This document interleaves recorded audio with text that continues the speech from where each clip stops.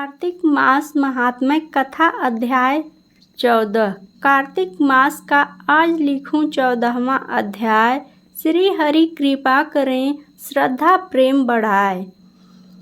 तब उसको इस प्रकार धर्म पूर्वक राज्य करते हुए देख देवता क्षुब्ध हो गए। उन्होंने देवाधिदेव शंकर का मन में स्मरण करना आरंभ किया। तब भक्तों की कामना पूर्ण करने वाले शंकर ने नारद जी को बुलाकर देव कार्य की इच्छा से उनको वहां भेजा। शंभु भक्त नारद शिव की आज्ञा से देवपुरी में गए। इंद्र आदि सभी देवता व्याकुल हो शीघ्रता से उठ नारद जी को उत्कंठा भरी दृष्टि से देखने लगे। अपने सब दुखों को कहकर उन्हें नष्ट करने की प्रार्थना की। तब नारद जी ने कहा, मैं सब कुछ जानता हूँ, इसलिए अब मैं दैत्यराज जलंधर के पास जा रहा हूँ। ऐसा कह नारद जी ने देवताओं को आश्वासित कर जलंधर की सभा में आए।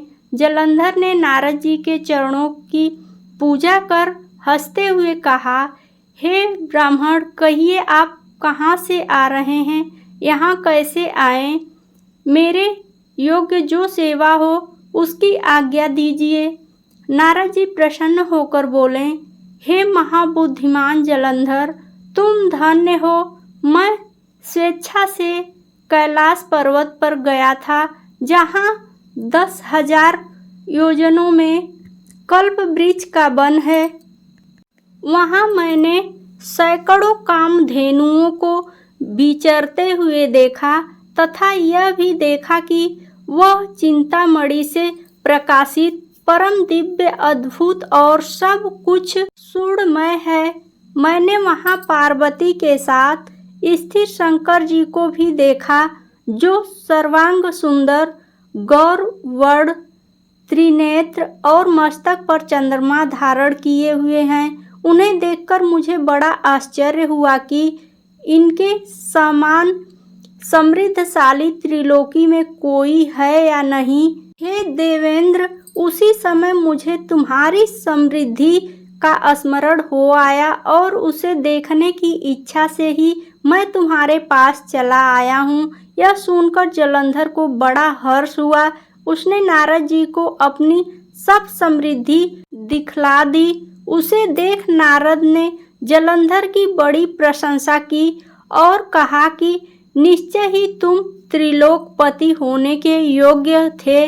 ब्रह्मा जी का हर्षयुक्त विमान तुम ले आए हो और त्रिलोक, पाताल और पृथ्वी पर जितने भी रत्न आदि हैं सब तुम्हारे ही तो हैं। ऐरावत, उच्च श्वदा घोड़ा, कल्प वृक्ष और कुबेर की निधि भी तुम्हारे पास है। मणियों और रत्नों के ढेर भी तुम्हारे पास लगे हुए हैं। इससे मैं बड़ा प्रसन्न हूँ, परंतु तुम्हारे पास कोई स्त्री रत्न नहीं है। उसके बिना तुम्हारा यह सब फीका है। तुम किसी स्त्री रत्न को ग्रहण करो। नारद जी के ऐसे वचन सुनकर दैत्यराज काम से व्याकुल हो गया। उसने नारद जी को प्रणाम कर पूछा कि ऐसी स्त्री कहाँ मिलेगी जो सब रत्नों में श्रेष्ठ हो। नारद जी ने कहा, ऐसा रत्न तो कैलाश पर्वत में योगी शंकर के ही पास है। उनकी सर्वांग सुंदरी पत्नी देवी पार्वती बहुत ही मनोहर हैं। उनके समान सुंदरी मैं किसी को नहीं देखता।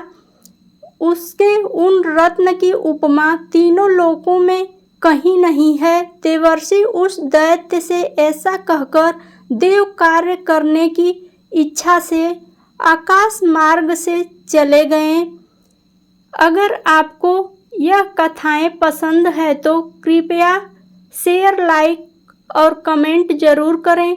कृपया अपने किसी भी तरह के सुझावों अथवा विचारों को हमारे साथ अवश्य शेयर करें। इसके पहले की कथा भी हमारे चैनल पे है और इसके बाद की कथा भी रोज आती रहेगी। हमसे जुड़ने के लिए सब्सक्राइब कर लें।